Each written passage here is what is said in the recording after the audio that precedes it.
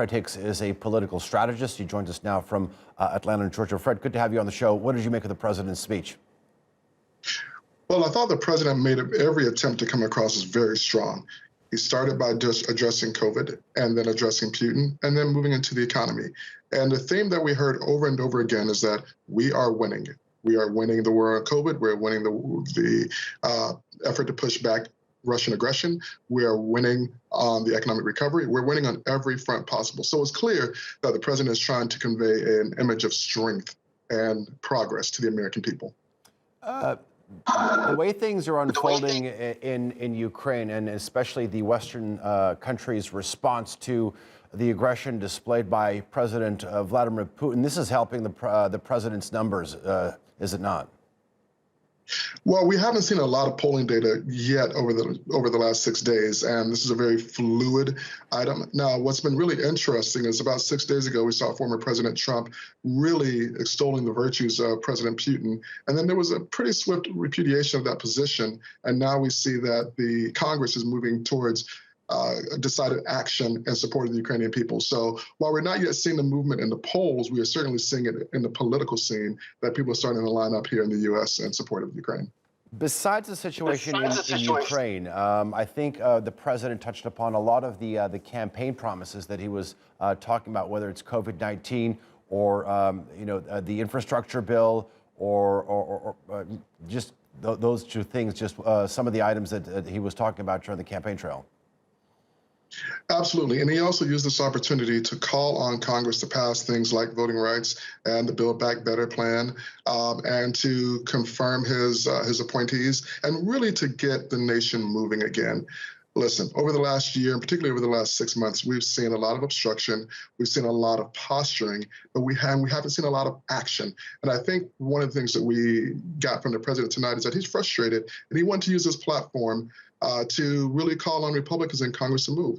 And he had to know that a lot of people are going to be watching tonight because of what's happening with Russia and Ukraine. So he wanted to use this as an opportunity to advance his domestic agenda, as well as send a signal to the world, particularly Putin, that America is standing with Ukraine. Do you think it was a sort of a fair balance between international and domestic issues? You know, he spent a lot of time, probably, gosh, I lost track at some point, but really dealing with the Ukrainian matter. And then he pivoted back in the last probably third of his speech to domestic issues. So I think I'm balanced, but I'm not really sure. And I'll be interested to see the numbers on how many people tuned in and stayed for the entirety of it. But he certainly used the bulk of his speech, at least during the time with which people would probably be listening, to deal with the international affair right now. Fred, tell me, what do you think the president could have touched upon a little bit more? Well, I think he could have spent a little bit less time on the Ukrainian matter. And what I mean by that is he could have said, hey, we're here, we're standing with the Ukrainian people, we are sending support, we are going to be there with you, and then pivoted right back or pivoted to the economy. Listen, right now in America, people are really concerned with inflation.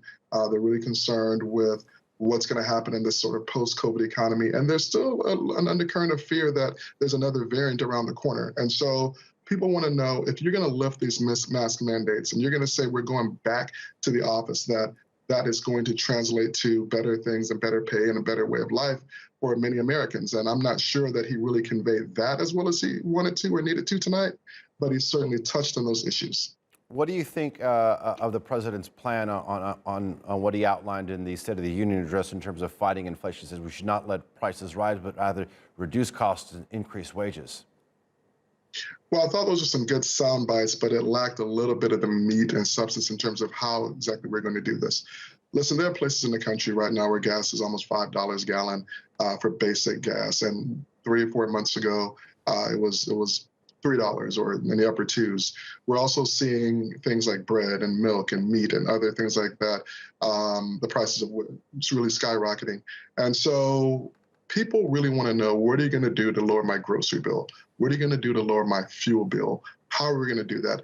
And a lot of the things he talked about are great, I think, great policy solutions, but they're going to take a while to implement. And given that we have the midterm elections coming up, he doesn't have a lot of time. Let me ask you about that. What do you think his chances are looking like with the midterms coming up in November? So the redistricting process, which takes place here in America every 10 years after the census, has just been completed, and the judges in the Supreme Court are pretty much settled on the line. So we have a really good sense of what the election and the districts are going to look like. And so, whereas 3 or 4 months ago, I think the outcome was fairly bleak, but looking at how the lines were drawn, there's a decent chance for Democrats to hold on to the House and potentially break the stalemate in the Senate. But a lot of that's going to ride on the president's poll numbers and how well he's received. And that's why, again, he's going to have to get some wins between now and then. The fuel prices are going to have to come down. We're going to have to see the prices in the grocery store come down. And we're going to have to see, if we make this transition back from a virtual world into more of an in-person world, that people can do that safely and that there's a direct relationship between that and job opportunities. So the next 2, 3, 4 months are going to be absolutely critical ahead of the November elections here in the United States, because the one thing he does not want is to lose the House or the Senate going into the final 2 years of his first term. And it could be possible that he actually loses both. All right, Fred Hicks, thank you very much for joining us here on TRT World. Do appreciate the analysis.